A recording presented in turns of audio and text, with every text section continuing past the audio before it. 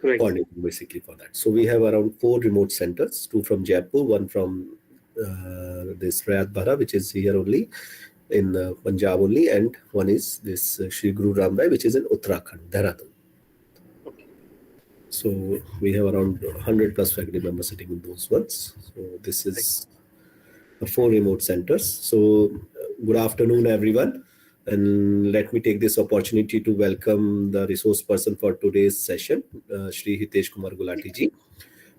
Just to introduce you regarding Hitesh Kumar Gulati ji, he's the founder of Diversity Ace Business Consulting and Human Capital Transformation and Change Management firm. So Hitesh sir is a certified practitioner in personal profile analysis and human job analysis by Thomas International. He is also a certified climate reality leader by the Climate Reality Project, wherein he was trained by Nobel laureate and former US President Mr. Al Gore at the Climate Reality Leadership Corps virtual training program in July 2020. He is also a certified master trainer under Green Campus program. Along with that, Hitesh sir also has a experience of more than 22 decades in establishing organizational effectiveness, change management competencies, process-oriented culture, and data-driven decision for businesses. So he has been kind enough to accept an invitation. His sessions are very interesting, and I'm quite sure that you will find his offline sessions are very, very interesting. That's for sure. You can always enjoy, have fun, and learn. So in the offline sessions, online sessions, I know there are limitations to the online sessions when you convert that, because I usually faces a lot of challenges, but he is the one who is competent in both the sides. So my thing is, I usually faces a lot of issues while converting my offline things to online, but I seldomly find him facing any that kind of issues. I am quite sure that you will find his sessions interesting. With this, I hand over the platform to you, and again, thank you, Hitesh sir, for accepting our invite. Thank you so much, Harsh sir. It's always a pleasure conducting sessions in your particular programs. And as I always say, I hope this smart person will be able to come up to your expectations. I think there is some issue with my particular headphones, so let me take it off. Sir, we are audible. You are audible to me. Okay, I'm audible. Right. So, my dear faculty members from different states who are present here, I'll request every one of you to please be, you can say, involved in the conversation, because we'll not keep it a monologue. So we'll keep it in a way in which it is more of discussions on different areas when we talk about understanding team building and team roles in projects. So understanding team dynamics and team roles in projects, when we'll talk about this, we'll make it a kind of interaction on different areas rather than keeping it a monologue on which only I am talking about this, right? So I'll request each one of you, although we do understand post-lunch sessions are the most difficult one, but we'll try that we'll keep you awake till 4 o'clock. So that's why I give the tough task to you, sir, always. Right. So my time starts now, Harsh sir. Right. So, my dear friends, again, as I said, we'll keep it interactive. So I would like to ask, what do you understand by team and what is team building? We'll start with very basic first. What do you understand by a team and what is team building? Participants kindly respond.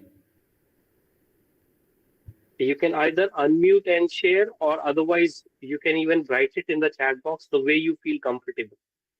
And the best option would be to unmute and share, because that makes it more interactive in nature. Participants, request all of you to kindly participate, kindly respond to the question posed by the resource person. Anyone from Guru Ram Rai University or from Rayat Bahara, Manipal University, Sri Vivekanand Global University, anyone would like to answer this? Because we all are very learned professionals here. We come with a background of education as well as corporate sector also. So I'm sure this what is team and what is team building is very basic, which we can of course answer. So I'll request. I think we have got one answer from Mohit Tiwari. Would you like to say something?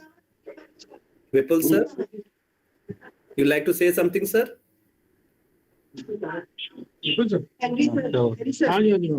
Sir आप भी पास में बैठो sir के साथ sir ये waiting में जाना है उस पर चल रहा है सर वो एचडीआरआर कर रहे हैं इससे कनेक्टेड है ये फोन यही छोड़ दे हाँ हाँ कर दीजिए I think. Okay, I think Harsh sir, we'll go with the answer in the chat box. Mohit sir has written team is the members of our community to achieve the common goal. Very rightly shared by you. And And there is then another answer by Ms. Sampada. She says team building is an ongoing process that helps a work group evolve into a cohesive unit. The team members not only share expectations for accomplishing group tasks, but trust and support one another and respect one another's individual differences. Very rightly shared by both of you. This is team. And what is team building?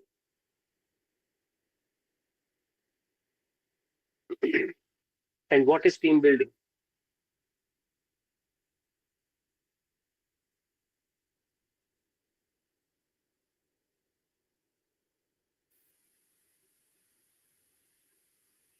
Working together, Ravneet ma'am says, obviously working together, or it can be a strategy that basically helps groups to work together. That is called as team building.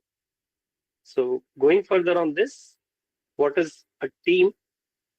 Team is basically a group of people working together interdependently and cooperatively to meet the need of their customers by accomplishing their purpose and goals. This is a team. And when we say team building, this is basically a strategy which helps groups to develop into a real team, which is called as team building. Now, what can be some of the stages in team building? When we talk about team building, what are the different stages in team building? Dr. Vipul, I think you, Yes, you sir. wanted to share something. Yes, sir. Yeah, actually, I was not able to connect by my official ID, so I just connected with this ID. Yeah, Right, sir. I think you were talking about team building. Yes, yes, Vipul, sir. Sir, am I audible? Yeah, yes, you are audible.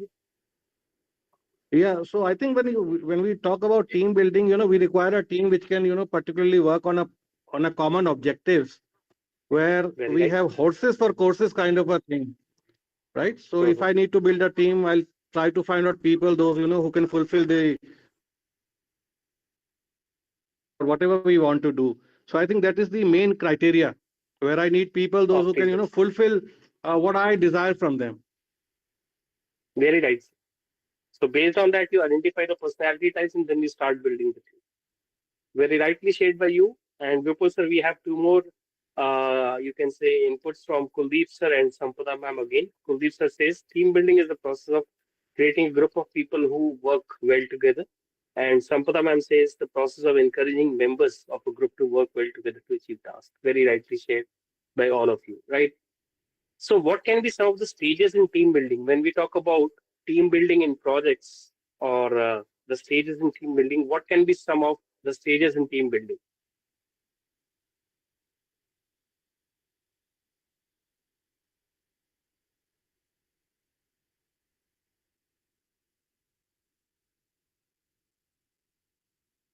इससे भी खबर हुआ है Sonia ma'am and team, do you want to share something?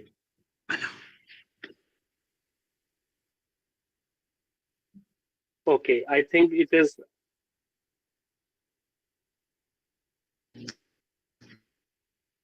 Vipul sir. I think you are there on the other device also, right?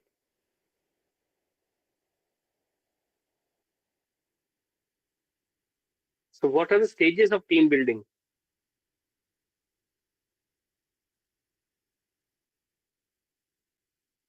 Ravneet ma'am, you have written target. Can you please explain what do you mean by target here when we talk about stages in team building? So if we say that we know what finally we want, so accordingly we can plan and we can make a system. Very right, ma'am. So I'll add to what you have shared here, and I'll again put that question to you. Because when you are saying target based on what are your objectives of this particular project, based on that, you start forming the team. Am I right? This is what Ravneet ma'am you are conveying? Yes, sir. You know, like Okay, what is your focus on? Then you will start thinking about that, what we need, what type of right. persons we want, what will be our Very right. achievements, and like that. Very right. So based on this, Ravneet ma'am, the four stages of team building would be forming, storming, norming, and performing. So when you are talking about target, I'll show you certain personality types. When we talk about the first stage, which is forming, in this particular stage, we go from individuals to a group. Now, based on the input that you have shared, what is our target out of this particular project, right? Based on that, we first identify the individuals with different personality types, and we understand that based on this particular objective, who all, which all, you can say personality types would be a best fit for this particular project. So if you see on the screen, it's basically written, we can have people who are extroverts or introverts, sensors or intuitive, thinkers or feelers, and judger or perceivers. So my question again comes to you, Ravneet, and to everyone else present here. When we say different personality types, who all are basically extroverts? Those who are open to talk, Those who are open to talk, very right. So what is the plus point of these particular people when we say extroverts? you will be able to know about your weaknesses and what good you can do.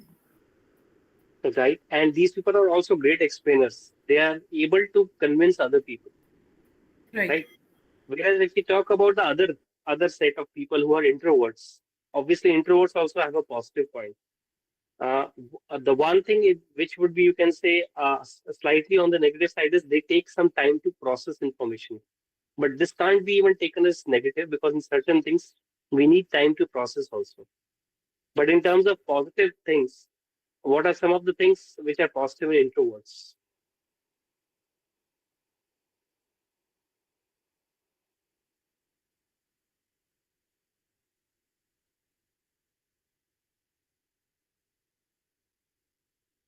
Okay, one of the positive things would be they'll have great concentration, right?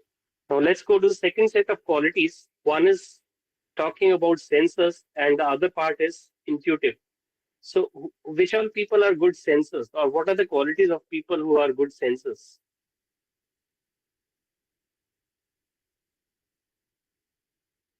Very right, Mohit sir. Introverts are more creative in nature. And Sampada ma'am, sorry, I missed you have shared the stages also. So, Sampada ma'am, we'll go till performing only. I'll not go till executing, but we'll go till performing only. Now, I'm asking, if we talk about sensors and intuitive, what are the qualities of people who are good sensors or good in intuition?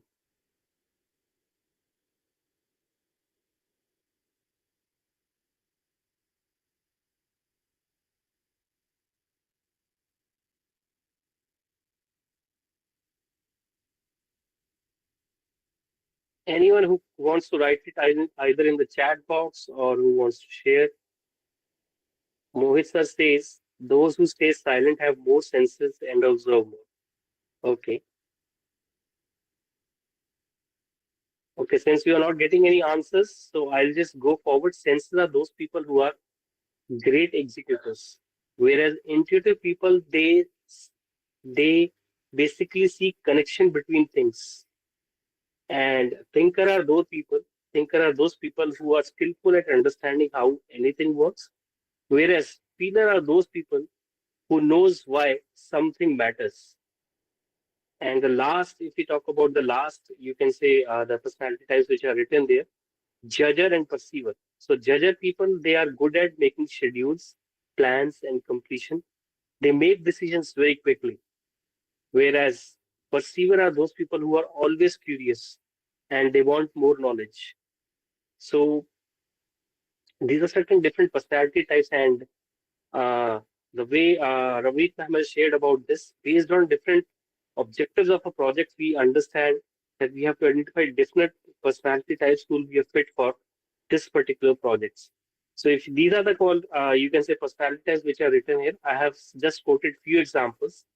We can select one from each category. Like if you see, based on one of the projects, we can choose extrovert, another can be sensors, third can be feelers, or fourth can be judges.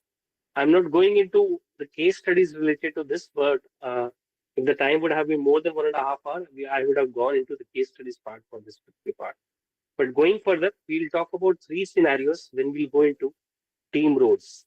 Now, again, my question comes to all of you. Do you think forming stage is a very easy stage where we are only able to understand the personality types? Do you think it's a very easy stage, forming stage?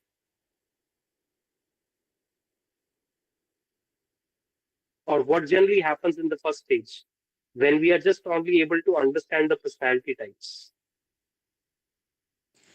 Sir, forming stage means it's a difficult actually because we have to get start from there, whatever the project is there, and Right, team launches, volunteers. So everything we have to plan for the team. right. So is there high dependence on the team or there is a high dependence on the leader in this stage? It is the dependent on the leader actually, sir, because you have to get Very, start for the project.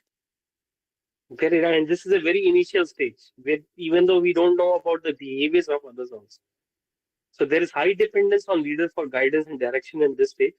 And there is very little agreement on team objectives other than those received from the leader. Even the individual roles and responsibilities are also unclear in this stage.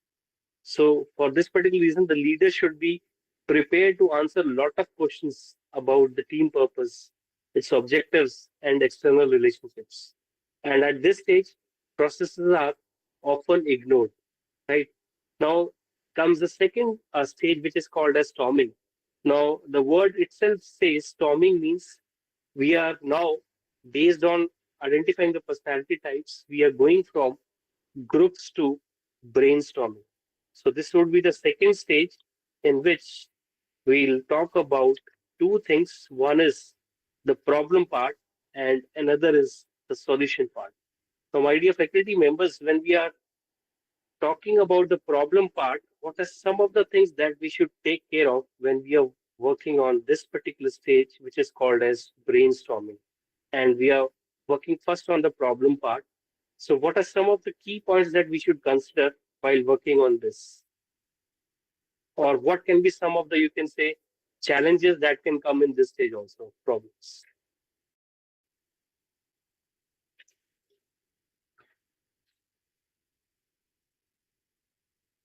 Let's So talk about the sharing the challenges ideas, part because, yeah. Yes, Sampada ma'am. sharing the ideas between the members and try to solve the problems. Right. So this should be the corrective action on the problems part. But what are some of the challenges when we work on this particular stage of brainstorming in the problems area? Some group members may disagree your ideas, and it will become very tough to convince them. Very right. So you mean to say the members will become resistant to the task and they'll fall back into their Yes, comfort yes, zones also? And even the yes, sir. Yes, communication is yes, also poor while little listening to others. And there would be a yes, lot of sir. fluctuation in attitude about their chances of success also. Yes, sir. In Definitely, other yes, sir. words, in our overall what Sampada ma'am has shared, there would be, you can say, disunity and conflict among the team members. So the collaboration between the team members would be minimal. Now, if we go to the solutions part, since we have talked about what are the challenges while we'll be working on the problems part, in solutions, we have to work on two different areas. One is negotiating conflict because everyone is adding their viewpoints in this particular, you can say, problems part. So one, we have to negotiate on the conflict because once the solutions are coming from different parties, we have to negotiate that which particular solution is the best solution. So first would be talking about solution would be negotiating conflict, and second would be attacking the problem, or you can say attacking the problem solving part. So while negotiating conflict, what are some of the things that we should keep in mind? We have some answers flowing in the chat box. Dr. Sonia says tough to convince or cooperation is another challenge that we'll be having in problems part. And then Dr. Damodaran says bringing more ideas should be a part of the solution. So again, I'm asking you, when we are working on the first part of the solution, which is negotiating conflict, what are some of the things that we should keep in mind?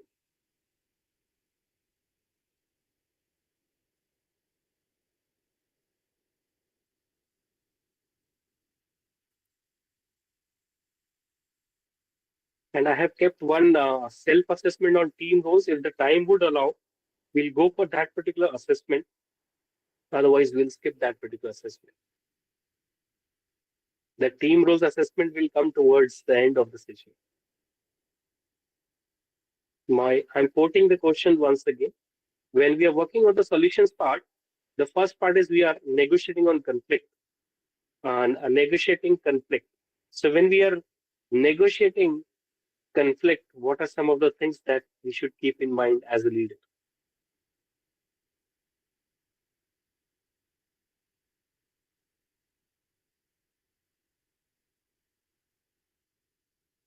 Okay, let me share it with you.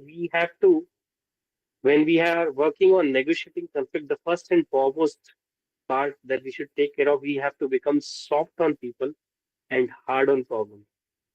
Second, we have to separate problem issues from people issues. Generally, we give a lot of focus on the people issues. So we have to separate problem issues from people issues. And for that, we have to become soft on people and hard on problem.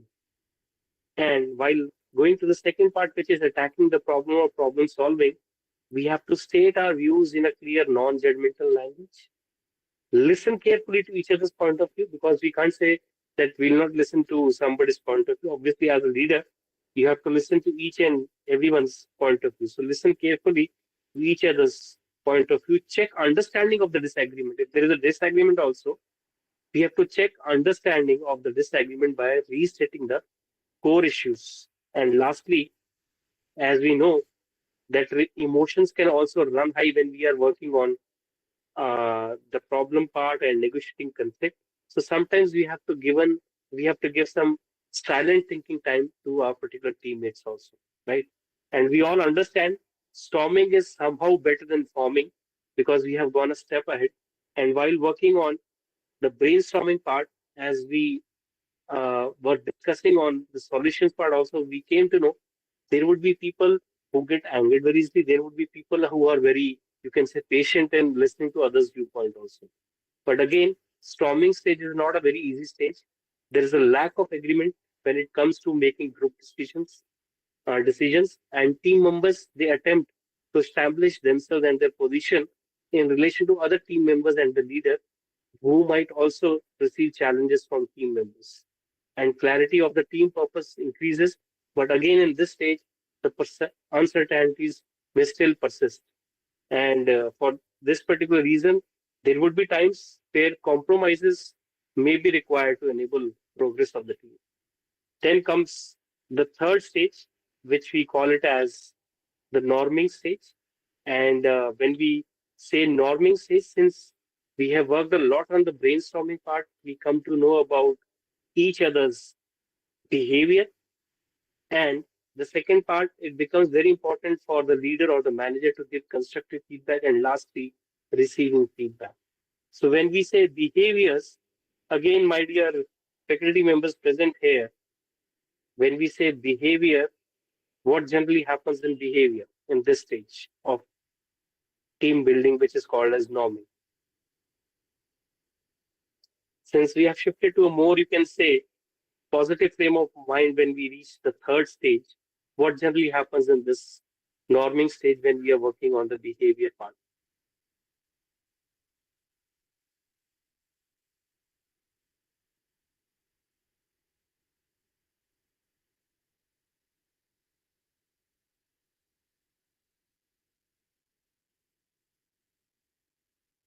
Yes, can anyone please unmute and answer, or probably write it in the chat box?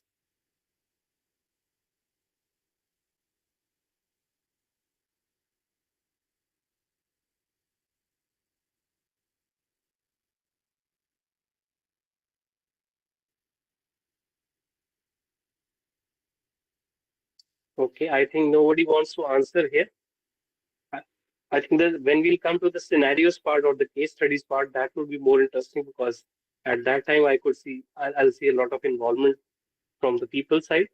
And let me take it from here. When we talk about the behaviors part, the competitive relations will become more cooperative in nature here, and the team members will have willingness to confront issues and solve problems, and they'll be having, you can say, better ability to express their criticism constructively, and there would be more sharing and sense of team spirit.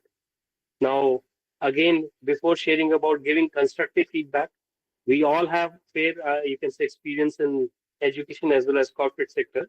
So, what are some of the things that we have to keep in mind when we are giving constructive feedback to our team members? How we can give feedback in a very constructive way?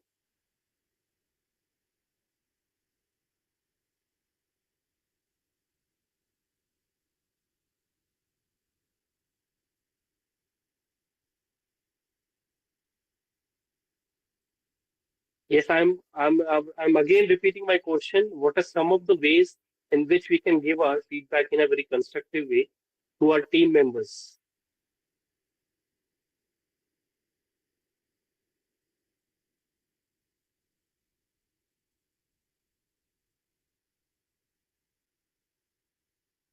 Ravneet ma'am, Sampada ma'am. Sir, providing some useful advice or suggestions, So can you and specifically state like how you should be more, you can say, constructive in nature while giving the feedback? means whatever Some the specific XYZ things. ideas he is Mhm. discussing with us, so we Mhm. can praise him that giving some positive feedback on his solutions.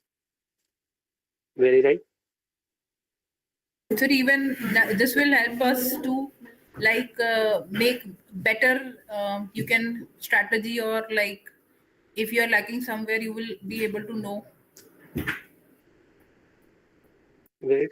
But I'm asking Ravneet ma'am, when we are giving constructive feedback, what are some of the things that as a manager or leader we should keep in mind? Okay, I'll give you one hint. One way is if I'm talking on any particular issue, I am executing, you can say, that particular issue a lot. Yeah, मैं बहुत ज़्यादा, I'm talking too much about the problem part. Do you think that is the right way? No, that's not right. If I'm talking more about what is the problem, it means Right? it's not constructive. I'm just trying to overcome the problem instead of finding the solution. Right. So one thing is we don't have to exaggerate the problem, and we have to be very descriptive in nature when we are talking about this. Third, I think which Sampada ma'am was also sharing, we should listen to others' viewpoint also. And Yes, and fourth is we avoid should, immediately reacting also, sir. very right, avoid immediately reacting on that. So Yes, that yes, means we yes. should not become judgmental also. And we should phrase the issue as a statement, not as a question. Because the moment it is posed as a question, obviously the person who's listening to it will not take the things in a very constructive way. And we should restrict our feedback to only those things which we know for certain. And lastly, as Sampada ma'am was also sharing, we should help people hear and accept compliments when giving positive feedback. Right? Now, Yes. even if the behaviors are good and constructive feedback is there, do you think the third part, which makes the circuit complete, receiving feedback, do we receive the feedback in a very right way? Taking just an example, if Ravneet ma'am says, Hitesh, you are not good in so and so, such and such things, do you think I'll say, thank you so much, Ravneet ma'am, I do accept it. I am not good on those particular things. So will I receive that feedback in this particular way? So thank you, Dr. Kuldeep. You have written be specific, and Dr. Sonia has written suggestions to improve can be given, strengths to be encouraged, and SWOT analysis can be helpful. Very right, ma'am. These are some of the other ways also to give constructive feedback. Now, as I pose another question to all of you, even if Sampada ma'am and Ravneet ma'am are giving the feedback in the right way, in a constructive way, do you think we receive feedback in a very positive way? If somebody says that, Hitesh, you are not good in so and so things, Do you think I'll receive the feedback in this way? I'm talking generally about the people in our team. Do we receive feedback in a very constructive or positive way, or we are defensive in nature?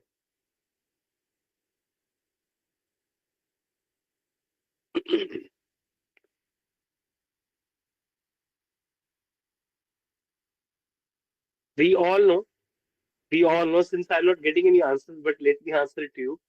Generally, we don't receive the feedback in the right way because we always say that I am always right. If there is something wrong, that is wrong with the other person. So I am always right. This is our general human nature.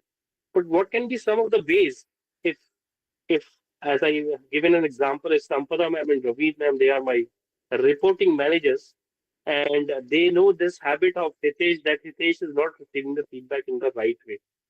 Even at a lot of times they have given a feedback in such a positive or constructive way also. He's not ready to listen.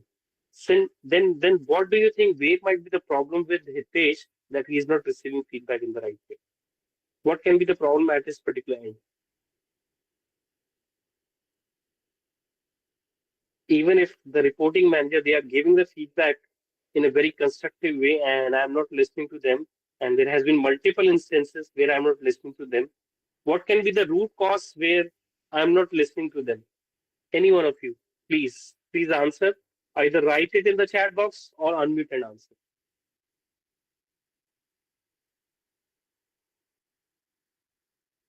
And if I'm not getting any answers, then I'll go fast on this particular part. So Dr. Sonia, you have written purpose will not be fulfilled. Very right. If receiving feedback is not there, the circuit will not be complete, and there are chances the team will break here also, because obviously if I'm not in a right mode to perceive things, I'll not become productive in nature. So as I said, if there are certain instances in which I am not listening to my reporting manager, what do you think where can be a problem with Hitesh? Obviously, these are results. Sampada ma'am have written, project will not achieve the task, but I am reinstating my question.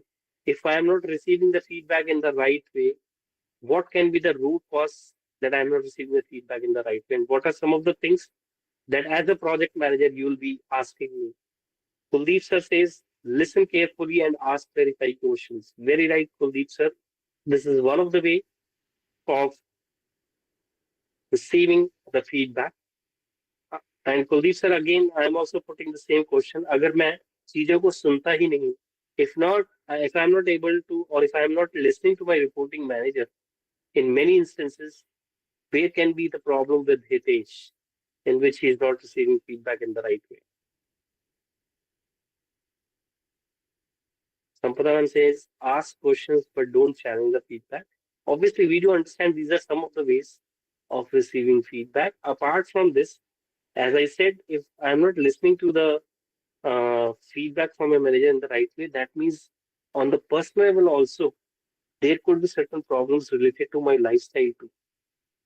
And we all understand every day we are getting filled in with negative as well as positive energies, but the amount of negative energies is more as compared to the positive energies. So some of the lifestyle changes which can be suggested to Hitesh in order to make him more receptive in taking the feedback could be breathing is one way we all understand. Another, we can also suggest something like yoga or meditation, or probably he should go to gymming, or he should go for morning walks, right? And as our faculty members, other faculty members, they have also stated, some of the other ways of receiving feedback could be listen carefully. We have to ask questions for clarity, acknowledge the feedback which has been provided by a reporting manager, acknowledge the valid points. And wherever if I disagree on certain points also, first I should listen to what are the viewpoints given by my particular reporting manager. And after acknowledging the valid points, even if I don't agree to certain points, I should then talk to my manager on that. And lastly, take time to sort out what you have heard. A lot of times we are in the mode of reacting to that particular thing. And I think Sampada man or Ravneet and somebody shared about this. You should take time to process information. So take time to sort out what you have heard. And obviously, we understand norming is better than the initial two stages. So in this particular stage, agreement and consensus, they largely form among the team who respond well to facilitation by the leader. And in this stage, roles and responsibilities also are clear and accepted. Big decisions are made by the group agreement, and smaller decisions may be delegated to individuals or small teams within the group. So in this stage, commitment and unity between the team members is strong, and the team discusses and develops its processes and working style. And then comes the fourth stage. That fourth stage is your performing stage, which is the recipe of working in a team. Since we now know about the behaviors in the initial stage, so this is the time when we start developing good personal relation between the team members. We also can define clear roles and responsibilities because we know about first the, you can say, the personality types, then we talked about the behavior part, and now we know which role and responsibilities can be delegated to which all person. And lastly, Neha ma'am, do you want to share something? Okay. So in this stage, we also reach a place where we are able to establish effective systems and processes. And as we know, since now the team members, they have their clearly defined roles and responsibilities. So this is a stage where where the team's increased strategic awareness is there, and it is also now clear that why the team is doing and what they are doing out of this. So they'll have a shared vision, and it is now independent and does not interfere, or participation from the leader is very less, which is required in this particular stage. So in other words, the leader can empower their team members in this particular stage. Going further, when we talk about these four stages of team building, we all know the ultimate objective is to focus on contribution, develop a participatory role, and promote team responsibility. Going further, we'll talk about how team roles helps us in identifying that which particular person should be taking in different projects. So we all know when we talk about team roles, it it can be basically divided into three different areas. First is your action-oriented role, second is your people-oriented role, and third is thought-oriented role. And these roles have been taken from Belbin's team roles. Any idea if we talk about action-oriented roles, people-oriented roles, and thought-oriented roles? What can be the roles in these three different areas? Action-oriented, people-oriented, and thought-oriented.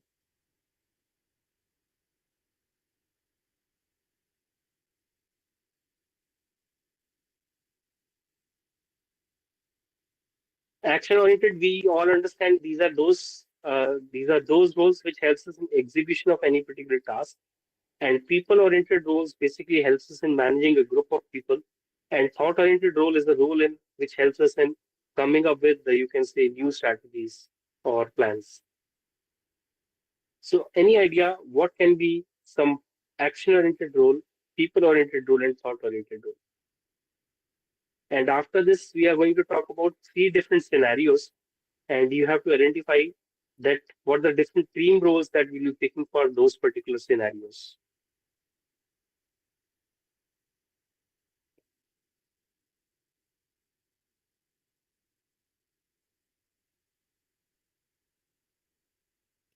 Okay, let me show it to you. Then I would request my dear faculty members to please answer.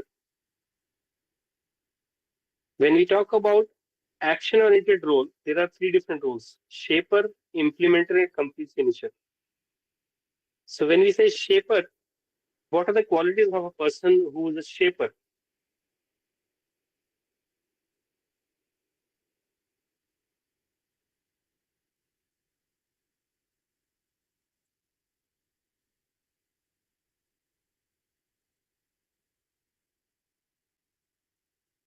Deepika ma'am, can sales target quota for a team be action-oriented goal? Sales target quota for a team can be action-oriented goal also, ma'am, and it can be a mixture of action-oriented as well as People-oriented also. I'll answer this question, Deepika ma'am, but let's first talk about these different roles. I'll keep in mind the question that you have posted it here in the chat box. Sampada ma'am, it refers a member who is focused on getting things done, driving processes, and actively taking steps to achieve goals. So, what exactly do you mean to say by this, Sampada ma'am? Can you unmute and answer? You're talking about Shaper, if I'm not wrong. Yes, sir. Okay, you're talking about Shaper. So, Shapers are basically those people who challenges the team to improve. And implementer are those people who put ideas into action. And complete finisher are those people who ensures thorough, or you can say timely completion of any task. Going further, when we talk about people-oriented roles, coordinator, we all understand what kind of people are coordinator, or what is the quality of a person who acts as a coordinator. Deepika ma'am, once I explain these team roles, I'll answer your question.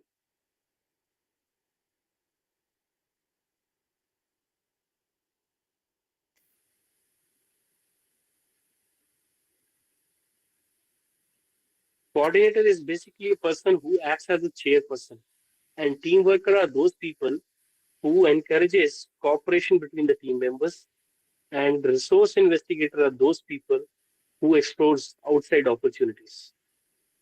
And lastly, coming to thought-oriented role, planter are those people who presents new ideas and approaches, whereas monitor evaluators, they analyzes the options, and specialists are those people who provide specialist skills in one particular area, right? Now, coming to Deepika ma'am, your question that you have posted here in the chat boxes, Deepika ma'am, I would request you to unmute and share. When you are saying, can sales target quota for a team be action-oriented roles? What do you want to basically means what you are conveying to this particular question? Can you please unmute and share? Deepika ma'am.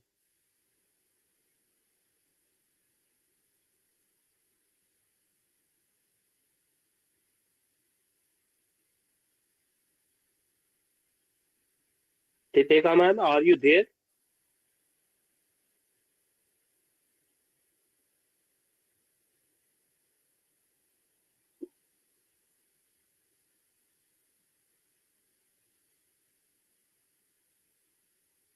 Deepika ma'am, are you there?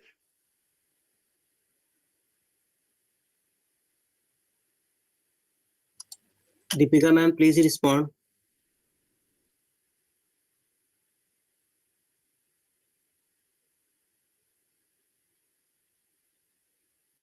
Okay. Since Uh, Deepika ma'am is not since Deepika ma'am is I not think answering, no issues. Yeah. Anyone in the faculty members who wants to answer this, or should I straight away go on to answering this?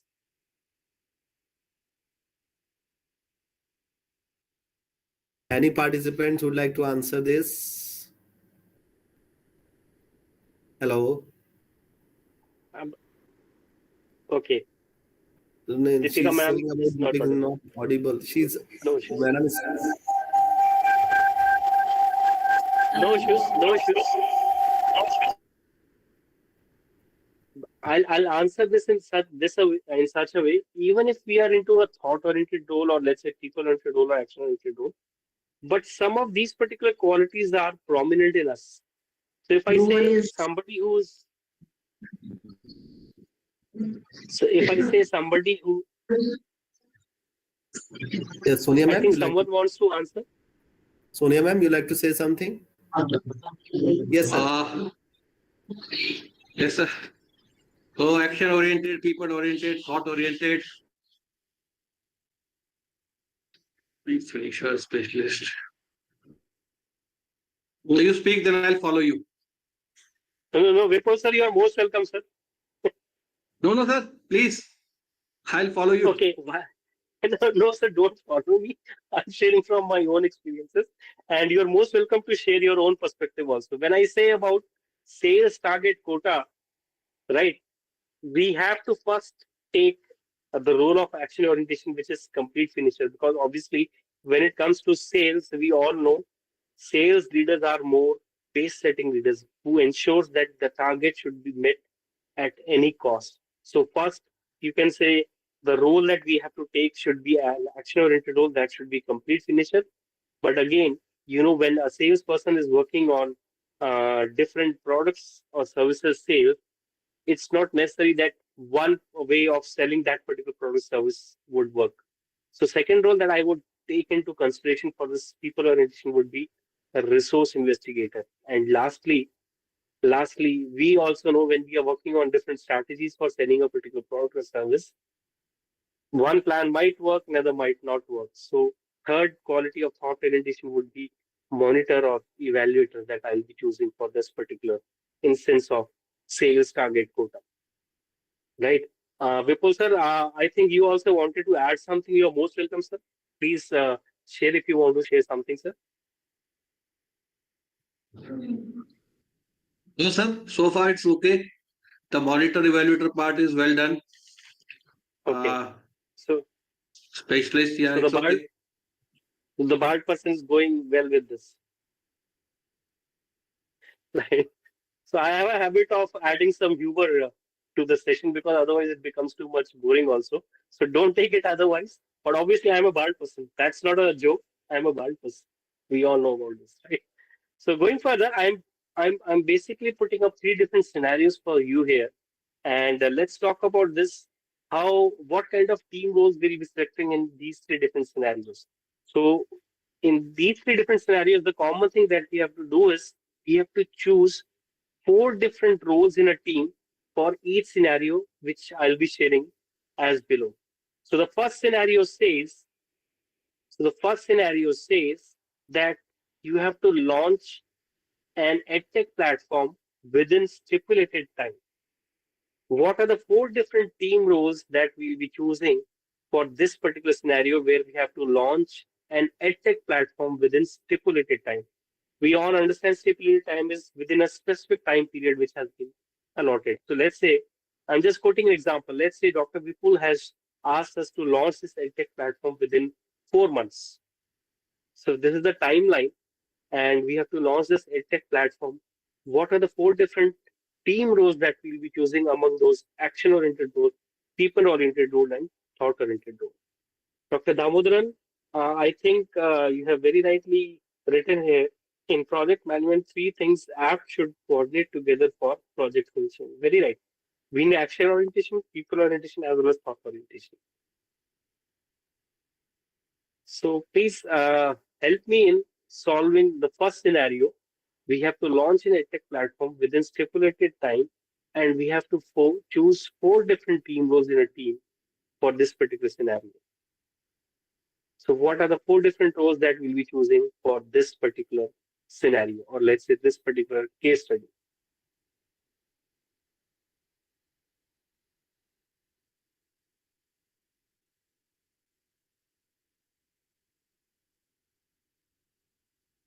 In fact, I'll request faculty members to please unmute and share rather than writing in the chat box. Because as I said, post and sessions, if maximum things are written in the chat box, that activeness is not there. But the moment we unmute and share, that activeness comes. So I'll request if you can just unmute and share. Sir, first thing is that set the realistic deadlines. Okay. Ma'am, those are some of the things that we have to do for completing that project. But my question Yes, is, yes. what are the team roles that we will be choosing? Four different team roles that we will be choosing for launching an edtech platform within stipulated time. If you want, I can show you those team roles again so that you are able to share those four different team roles which would be needed in launching of this edtech platform. I hope you all are able to see these team roles which comes into action orientation, people orientation, and thought orientation. So the first scenario, you have to choose four different team roles out of these APP, which will help you in launching the EdTech platform within stipulated time. So that means you have to make it a mixture of action orientation, people orientation and thought orientation, all three, which Dr. Damodaran has also written in the chat box. So what are those 4 different team roles that you'll be choosing and why? I hope I have stated my questions in a clear way now. Sir, you require a coordinator. That is important. We Very need nice. to find out what has to be done, and Mhm. we have to coordinate various activities regarding the ad tech, who are competitors whom we want to serve. Then I require an implementer, because whatever we're trying to Implementer. do, we need Mhm. to do that in a particular timeline, as previously ma'am also said, in a particular timeline manner. So I require an implementer. Then Very I nice. also require a resource investigator, a person who will Right. let me know where the money will come from, what are we going to do, what resources are available. And I might Nice. go a specialist, certainly. Very nice. Somebody who has first-hand information about it and who can help me to, move forward. I think this is what I'll do. Very aptly shared by you, Dr. Vipul. These are the 4 different roles. Correct me if I share something now that you have shared. One is you have said specialist in thought orientation. And in people orientation, you said you need 1 coordinator and 1 resource investigator. And in Yeah, action orientation, coordinator and either resource it investigator. can, yeah. So in action orientation, you said implementer, who basically puts ideas into action. So very right. So these are 4 different roles that we'll be needing for this particular things. One way we can also twist it, Dr. Vipul, it's up to basically the team to decide this on this particular part. It can be 2 action-oriented roles, 1 people-oriented role, and 1 thought-oriented, because we need more of implementers, because we have to complete it within the stipulated time. But the benefit of doubt here is, since I have not mentioned the stipulated time, so you can make it 2 people-oriented also. Had it been a case where it has been 2 months or 3 months, because that means we need more of executors, less of people orientation and thought orientation roles. So in that case, it can be that way. But very aptly you have answered. 1 action orientation role will be there, which is implementer, 2 people orientation, which is coordinator and resource investigator, and lastly, the thought oriented role, which will, in which particular case, in this particular case, specialist is needed for this particular scenario. So let's go to the second scenario and let's see what the second scenario is asking us. The second scenario says that we have to collect feedback from customers and add new features to a product or service based on their feedbacks. So going further, if we take the same scenario 1 also, let's say we have launched the EdTech platform. Now we are collecting feedback from customers, and we all know when we are collecting feedback, there would be good points also about our, you can say, product or service, and there would be areas in which customers will also give feedback that we have to improve on those things.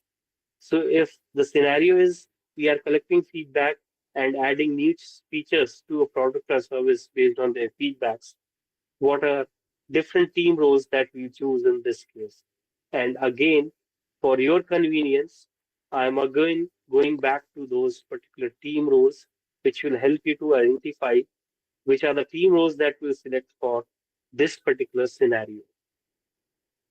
So Mohit sir, I think this answer you have given for the first part, which is again right, resource investigator, specialist, implementer, and coordinator, right?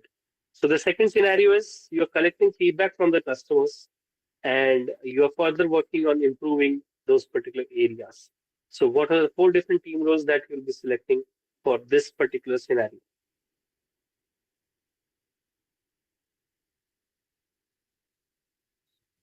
So I'll go with the shaper first of all from the oriented, because Okay. now we need to give a complete picture of what our feedbacks are telling us and how Mm-hmm. to give us the final shape.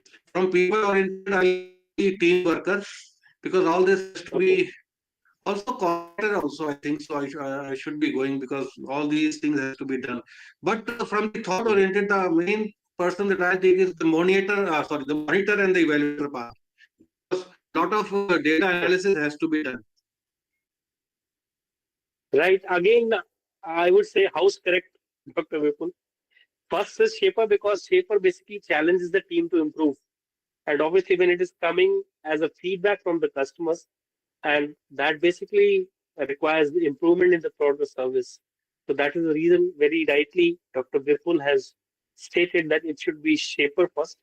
And then, Vipul sir, you said about team worker who ensures cooperation between the team members, right? Okay.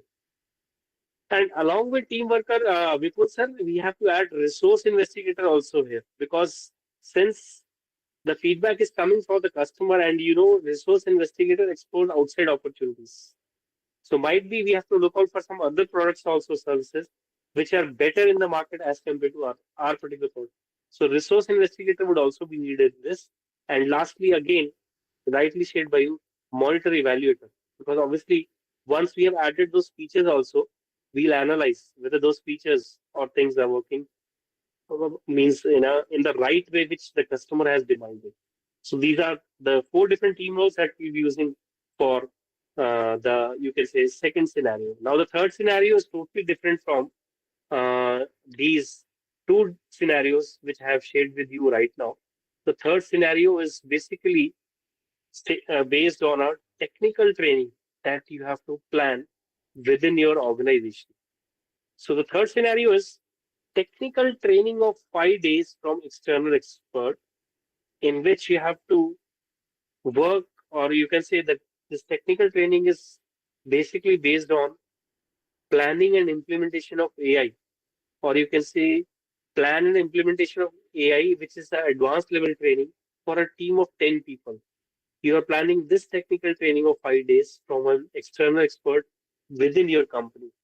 In this case, what are the 4 different team roles that you will be choosing for this particular scenario, in which you want to organize a technical training of 5 days on AI for a team of 10 people. Again, I'm going back to the team roles, and this is the last scenario we'll talk about. And after that, we'll go understanding the differences between performing and non-performing teams. So here comes those team roles. And in this case, please let me know what are the different team roles that we'll be having for this. So Dr. Damodran has written coordinator, shaper, complete finisher, and monitor. I think Damodran sir, BSc have written for scenario 2. So Vipul sir, Dr. Damodran has taken 2 action orientation role. Shaper is who challenges team to improve, and second is who ensures timely completion. Those are 2 roles that he has chosen from action orientation. One as a coordinator and last as monitor. So a slight difference in your and his viewpoint. You have taken 2 people-oriented roles, where he has taken 2 action-orientation roles. Right? Okay, okay. The last case that I'm stating to you is, you have to design a technical training by an external expert of 5 days within your organization, and that training is on AI advanced level for a group of 10 people that you have to plan. So what are the team roles that you choose in this? So I'll go for So shaper Mohit, from action orientation. shaper. And from people orientation, again, I'll have to have a coordinator, who can do all these kind of things. Plus also the resource investigator. From thought oriented, I'll definitely, again, I mean, as far as I'm concerned, I would like to have a specialist who really knows 1 or 2 things about what I'm going to give. Okay. So I have a different viewpoint, Vipul sir and Mohit sir, in this. I have a different viewpoint, and let's discuss on this. Since we are hiring an external expert for this AI training, so for thought orientation, I will not take a specialist, because since that external expert is already coming from outside. What I would say is, I'll pick up monitor evaluator. Monitor evaluator means I'll analyze whether this training was effective in terms of learning those tools related to AI. So I'll choose monitor evaluator and thought orientation. Second, what I'll choose in this particular case would be resource investigator, because obviously we have to look out for such an external expert who's very well versed in the advanced level of AI part, right? And apart from this, I would take two action orientation roles. One is complete finisher, and another is shaper, because shaper challenges the team to improve. So shapers, complete finisher, and action orientation. People orientation, it would be resource investigator, and thought orientation, it would be monitor evaluator, right? Now going to almost, you can say, the second last part of this, understanding team dynamics and team roles. Let's now talk about what is the difference between a performing and non-performing team. So let me just go further from this scenarios part, since we have discussed all three different scenarios. And if the time will allow, we'll go for the self-assessment of team roles, in which we'll be able to analyze whether it's action orientation, people orientation, or thought orientation, which particular role we are well versed in. But that again depends on, if we have time for that, then only we'll go for that self-assessment. Otherwise, we'll skip that. Now, if you see on this particular slide, what I have done is I'm taking you through a journey of change, right?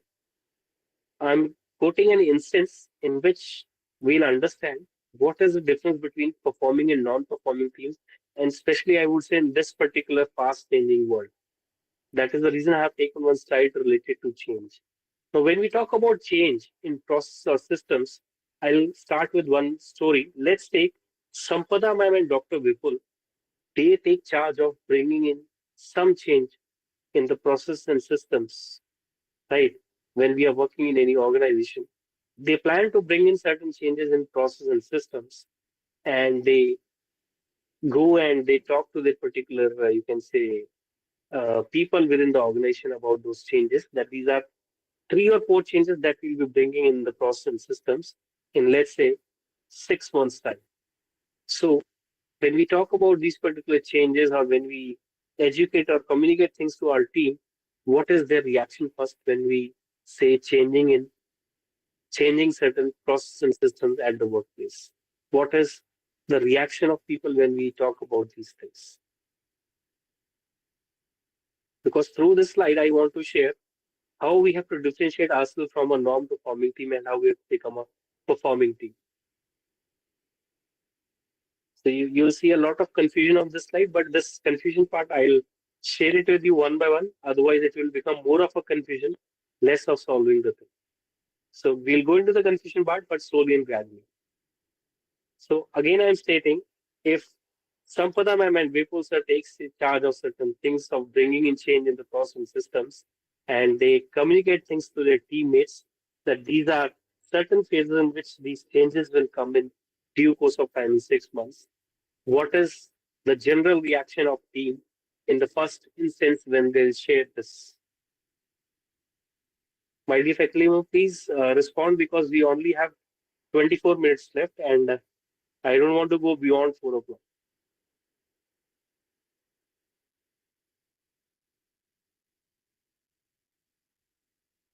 Yes, simple question. When we talk about change, what is the first reaction that we have?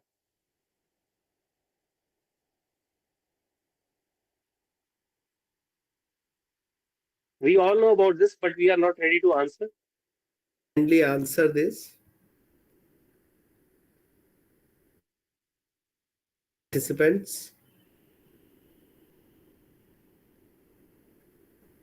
Participants, kindly answer. Okay, no issues, Harsh sir. If nobody's answering, we'll go forward with this, right? Right. So we all know, when we talk about change in processes or systems, regardless of whether that change would be positive or negative, the general reaction that we have is, don't give me this new information. Even though if we are saying in front of Sampada ma'am and Dr. Vipul, as I said, they have taken the charge. Even if we are saying in front of them, we are with you in this particular change, the thing which is running in our particular, you can say, mind is, we are not going to change our current systems. Kuldeep sir, very right. Performing team is a good group that works well and give output. Very right. They are basically result-oriented in nature. So very right, Kuldeep sir. So we'll first talk about non-performing teams and then we'll go into performing teams also. So regardless of whether the change would be positive or negative, we are first in a denial mode and we refuse to hear that new information. And why this happens? When we refuse to hear new information, what is the reason behind this? Why don't we want to change ourselves? What can be the reason behind this?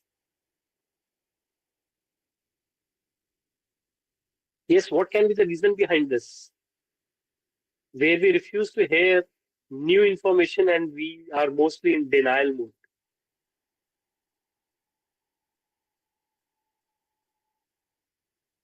I'm not saying always, but most of the times we are in denial mode.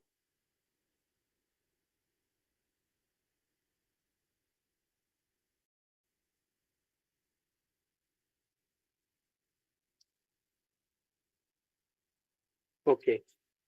Since I'm not getting any answer, we are in a denial mode because we are in our comfort zone. We are feeling safe and in control. And we are used to a particular, you can say, system or schedule that we have been working. And the moment somebody asks us to change that particular thing, we generally say no to that thing. Even if on the face we are saying we are with you, but inside we are not with them, right? But as I said, if Sampada ma'am and Dr. Vipul, they are very good leaders, they'll be able to take you to the second stage, which is called as resistance. My dear faculty members, do you think resistance is better than denial or it is worse than denial? Is resistance better than denial or it is worse than denial? Sir, resistance is better than denial, I think. Obviously, very right, Sampada ma'am, it is better than denial. And resistance word itself says that we are partially ready for that change, but we are not fully ready. So what can be the reason for partial readiness, not fully ready for the change? What can be the reason for that? Sometimes the lack of information also, we really don't know. We have not tested the water also, and we are bit of, reluctant to change. So we are partially Very right. ready. हम ये कहते हैं sir अगर आप support करोगे तो हम कर ले जाएंगे. उस तरीके से हम बिल्कुल तैयार हैं, लेकिन बिल्कुल फिर हमें सपोर्ट करना, बीच में छोड़ मत देना. बिल्कुल सही आपने विपुल सर बोला है. And in this stage we are having a doubt on our own abilities. We also have a complaining nature. And why this happens is because we think of a past instance. Somebody else came apart from Dr. Vipul and Sampada man. They also tried to bring in certain changes. So they were not able to do it. How they'll do it? And in this case, negative leaders. Again, as I said, by stories or examples, we learn a lot. Negative leaders, if I say I'm a negative leader, Hitesh, leaders like Hitesh will act very negatively and they'll try to influence other people. They'll talk about an instance, a situation, or a person who didn't work earlier, or in that case, this thing didn't work earlier. So how will it work in case of Sampada ma'am and Vipul sir? So in this situation, we are in a fear zone. And when we are in a fear zone, that is the reason why we are in a fear zone, because we don't want to try out something new. And we are having that fear. What if I'll not be able to achieve the end result of this? What might happen? If this is the thought process, what if? Then that means we are having a problem-oriented nature. Whereas our nature should be, what might be the situation if I'm not able to solve this? I'll have plan B or plan C for this. Or if I am not capable enough to solve this, I should think of other resources who can help me solving this particular problem. But as I said, resistance is better than denial, obviously. But resistance and denial will always stick us to the past. Because resistance, again, we are talking about those instances or people who are not able to work fine. So that means we are finding out excuses of not doing that particular thing and not going along with the change part with the Sampada Bhaman, Vipul sir. In this case, negative leaders like Hitesh will influence 70% of the people in that particular team, and only 30% will move to the next stage, which is called as exploration. And we all know exploration is experimentation or discovery. So when we are experimenting or discovering new things, even if it is 20 or 30% changes in process systems also, the failure rate would be higher than the success rate. And if the failure rate is higher, even if 30% people who are in the third stage, 25% of the people will fall back to resistance. Now here comes the part of the confusion part. People who went to the exploration stage were having a future-oriented course of fight, and they wanted to try out something new with Sampada ma'am and Vipul sir. But after, you can say, everybody is having some, you can say, limit of elasticity. So the moment they were coming up with too much failures, they left that stage and they went to the resistance part. So when they went to resistance, their subconscious mind was, if I'll get one chance, one more chance with Dr. Vipul and Sampada ma'am, I'll prove it. But the conscious mind, who acts as a editor, will go back and shake hands with Hitesh and will say, Hitesh, you were right that they'll not be able to bring in those changes because conscious mind is satisfying our ego. So conscious mind acts as a editor, whereas subconscious mind acts as a writer. So those 25% of the people who will fall back, they'll cry in confusion because they wanted to try out something new, but they left the game after some time. And people who were stuck in the first two stages, they'll always stay in confusion. And I'm not saying it's like each one of us present here at certain, you can say, stage of our particular life are either in this, you can say, state of confusion also, but there are instances where we will progress further also in due course of time, right? So it's not like that we don't have a fixed mindset. Everyone has a fixed mindset, but in due course of time, certain people, they transform themselves, they bring in some new competency and they become more progressive in nature, right? So those 25% of the people who will fall back, we now understand there would be only 5% of the people who will still persist in that stage of exploration. And in spite of those, you can say, failures, they'll be able to identify the gaps. And we all know that this confusion can make two things. Either it can break us or it can make us. The moment those breaking is there, 25% of the people will go back, but 5% of the people will start enjoying that particular confusion. And this joy of confusion will ultimately result in making them up, or they'll take that particular task as a challenge or a game, and out of that joy of confusion they'll be able to reach the last stage in which they'll become much more balanced. They'll work with teamwork, cooperation. And we all know about this. When 90 or 95% of the people in one particular company, I would say, is thinking that this can't be done by Dr. Vipul or Sampada man, the end result, if they are able to achieve it, those changes in process systems, the end result would be cry out of joy because the other people are not believing in them. So what I mean to convey through this is, if we have to become a performing team, somehow we have to continuously oscillate like a pendulum in between exploration, which is the learning zone, and commitment, which is called as the growth zone.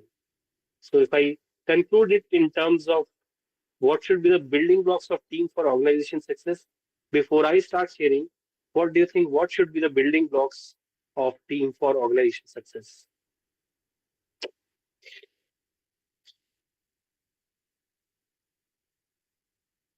We'll not go with self-assessment of team roles because the time that we are left up with will be not sufficient to complete that self-assessment, because that self-assessment itself takes 20-25 minutes. So I'll not go for that particular part. That would be too lengthy, right? So what can be some of the building blocks of team for organization success? So you need to have a, first of all, clarity in your thought process, what you want. And then I would require a set of people, those who are ready to explore, those who are willing to do things, those who are, able to take risk. And then I'll support them in all their endeavors. As a leader, if I'm selecting the team, I'll tell them, look, if it doesn't work out, then I'm there to take all the blame. But the biggest risk is not taking the one. So we need people to take realistic risk, and that is very important for organizing success. So I need employees, those who can really come forward and say, sir, I can do this. Yes, they have to learn because it's always the first time when you're looking at the thing. So that is one thing that I look for. Very good, sir. So Vipul sir has stated very, you can say a lot of things he has stated to his statement. One, he'll adopt the role of a facilitator who always believes in asking people rather than telling them, rather than giving them the directions that this is the way of working on this particular part. He'll adopt a role of a facilitator in which he's asking people, do you think this is the way of accomplishing this particular task? So one, he believes in giving free hand to the teams to do that particular experimentation. Another is coaching style of leadership, which he has quoted, in which even if they are having any failures also, he'll address those particular parts, and in certain cases, he'll take the blame also, being a leader, right? And Kuldeep sir, I think you have, okay, this was related to the performing team, right? Apart from what Dr. Vipul has shared, there are some other building blocks. The building blocks, other building blocks, as I said, empathy we have already talked about. Empathy, I'm sorry, facilitation we have already talked about who's a facilitator who basically adopts an approach of asking versus telling. Second, we have to work on the empathy part. So we have to understand the situation of other people, even if they are having any failures in accomplishing that particular task, which Dr. Vipul was also sharing. We have to understand what was the root cause for that. Third, reflective listening. Any idea what is reflective listening?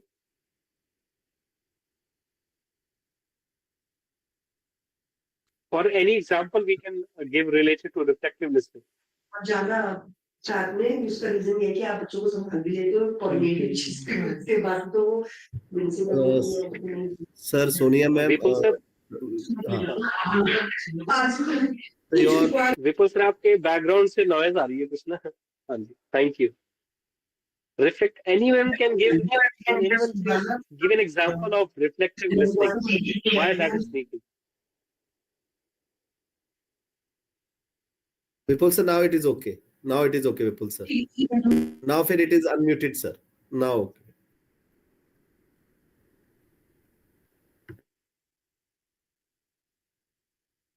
Yes, any example of reflective listening, how this should help us in building blocks of a team or building a very good team?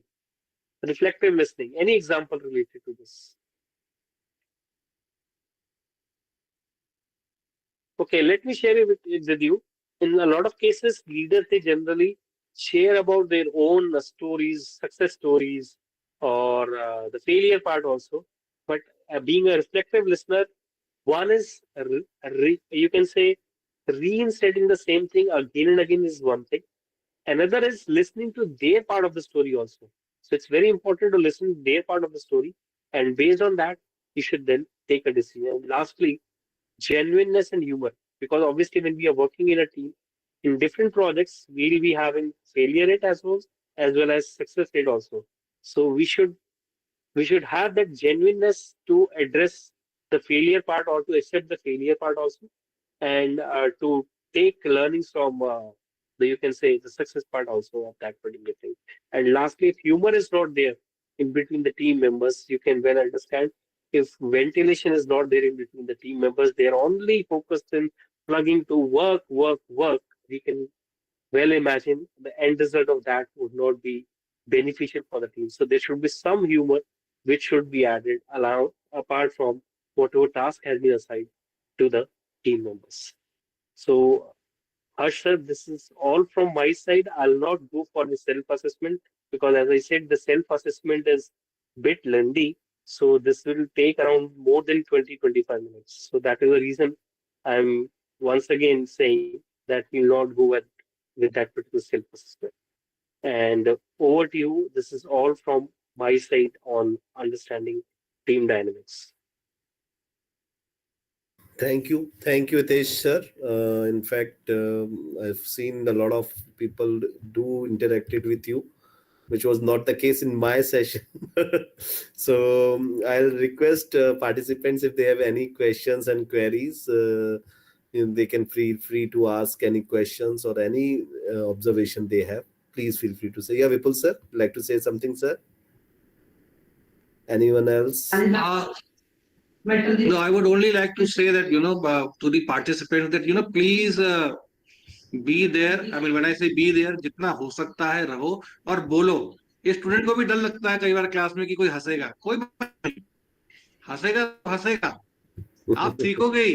Late the people laugh. मेरे साथ भी मैं सीखता ही हूँ से. Right. अभी हम बात कर रहे थे तो डिस्कशन कर रहे थे. Let them laugh, just learn out man. Nobody is going to stand for you. Just learn something from here and move forward. क्या दिक्कत क्या है? हंसने दो, जो हंस रहा आपका घर थोड़ी चिल्ला रहा है वो. बात Very करो, true.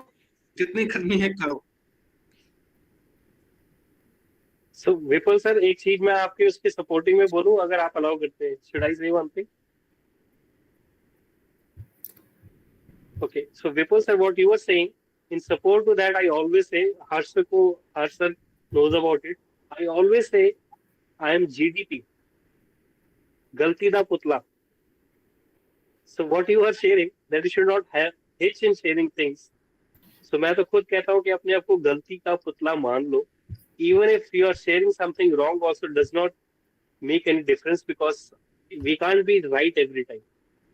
We can't be right every time, but that doesn't mean कि मैं share ना करूँ. अगर कोई मेरे ऊपर हंस रहा है तो थोड़ा टाइम मैं भी हंसूंगा, because I shared something wrong, but that will give me a learning that I was not right at this particular point. So thank you so much, Vipul sir and Harsh sir, for encouraging everybody to please come out and speak up. Thank you, Hitesh sir. Thank you for such a wonderful, and participants, any questions and queries if you have, please feel free to ask. Right? As I says, my answer can be a foolish one, not a question can be a foolish one. So you can always ask a question. So please feel free to ask any questions for that matter. So I think there is no questions as such. So thank you, sir. Thank you, Hitesh sir, and thank you, Vipul sir, Sampada ma'am, and others people who have actually participated a lot and interacted with the resource person. I thank you all, and thank you, Hitesh sir, for taking time out of your busy schedule. Look forward to more Thank such you. support from you in the future as well. Thank So you so with much. this, we comes to the end of this first day of the FDP on project management for business startups. Tomorrow will start at 10 a.m. and we will have with us for the first session, we will be having an external resource person, and it will be taken by Dr. Sanjeev Gupta. As intimated to you, sir is a unique blend of academia and corporate world, though primarily he has been a corporate man, but he has also done his doctorate in the area of quality management. So he's going to talk about quality management in projects. So request all of you to be there at 10 a.m. sharp. Thank you, everyone, and have a good day. See you tomorrow. Thank you, sir. Thank you. Thank you so much, sir. Thank you. Thank you so much, sir. Thank you, Harsh sir. Bye-bye. Thank you, Tisha. Thank you. Bye.